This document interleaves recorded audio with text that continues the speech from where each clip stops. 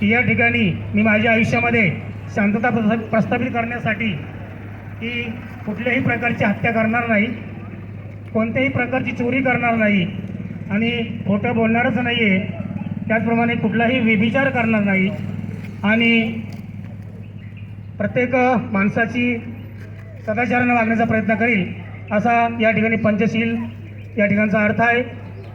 या ठिकाणी पंचशील बौद्ध धर्माचं मूलतंत्र आहे। बुद्धम शरणम गच्छामी, धम्मम शरणम गच्छामी, संगम शरणम गच्छामी। पाली भाषेमध्ये ही पाली भाषा आहे। बुद्धम शरणम गच्छामी याचा अर्थ आहे की मी बुद्धाला वंदन करतो, मी माझ्या बुद्धीला वंदन करतो, मीच माझा मालक आहे आणि माझ्याकडून जे चांगलं आणि वाईट काम होईल त्याला मीच जबाबदार असेल, माझं कर्म त्याला जबाबदार असेल, असा याचा अर्थ आहे। धम्मं शरणं गच्छामी याचा अर्थ मी धर्माला वंदन करतो आणि संगम शरणं गच्छामी याचा अर्थ मी संघाला सुद्धा वंदन करतो। असं या ठिकाणी पंचशील ध्वजारोहणचा कार्यक्रम या ठिकाणी संपन्न होणार आहे। तर 2 मिनिटांमध्ये या ठिकाणी सर्वांनी उपस्थित राहायचे।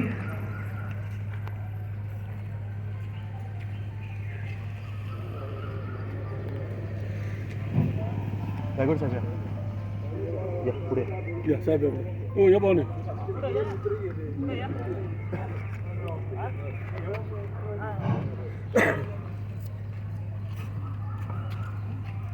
या वैशाखी पौर्णिमेनिमित्त हिला अनन्यसाधारण महत्त्व आहे। याच पौर्णिमेला गौतम बुद्धांचा जन्म झाला आणि याच गौतम पौर्णिमेला गया येथे वटवृक्षाखाली ज्ञानप्राप्ती झाली आणि याच वैशाखी पौर्णिमेला महापरिनिर्वाण गौतम बुद्धांचं झालं, म्हणून विशेष अनन्यसाधारण महत्त्व आहे।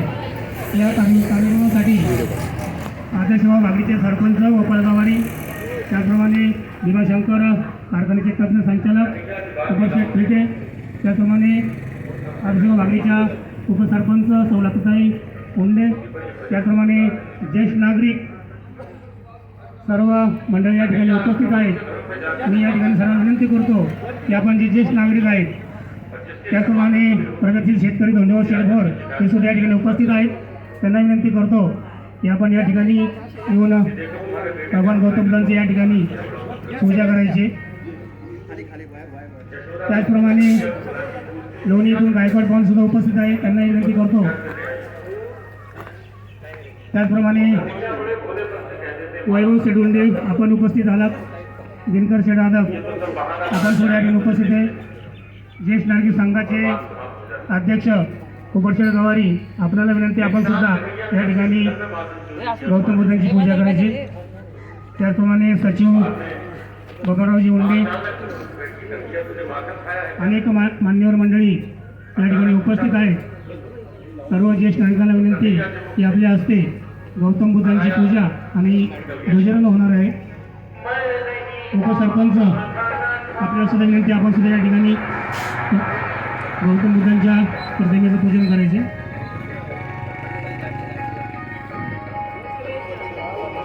सर्व जे ज्येष्ठ मंडळी, सर्व ज्येष्ठ मंडळीला विनंती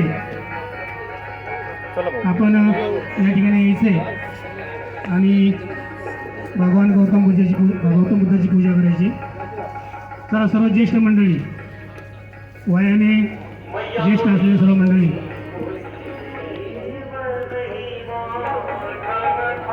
राजेंद्रजी जाधव सर सुद्धा उपस्थित आहेत।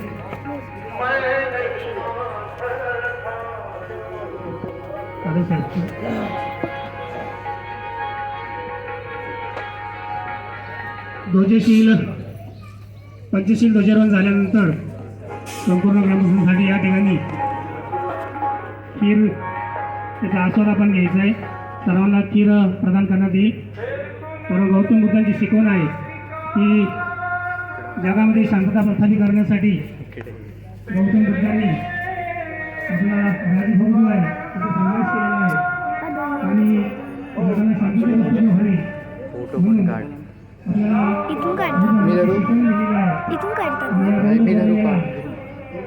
बौद्ध धर्माचे अन्याय यानंतर पंचशील झेंड्याची उभारणी करतात आणि त्यावेळेला अनुदान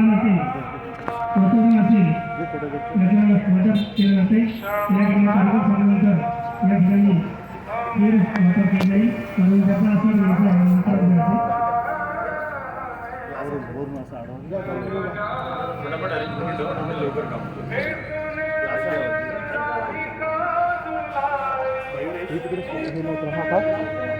ग्लास बराबर भरायची त्याच्यामध्ये ठेवून लगेच तुम्हाला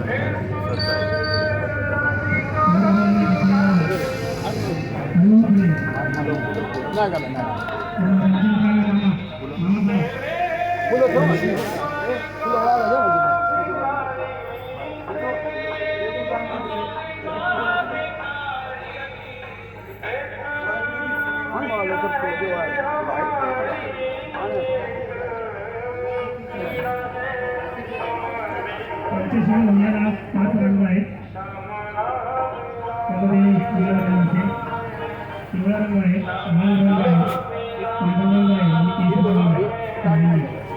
प्रत्येक रंगाचा वैशिष्ट्य आहे.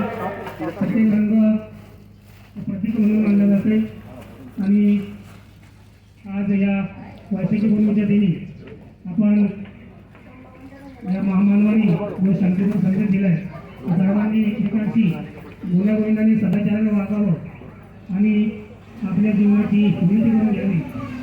ज्याप्रमाणे एक मेणबत्ती 1000 मेणबत्तीला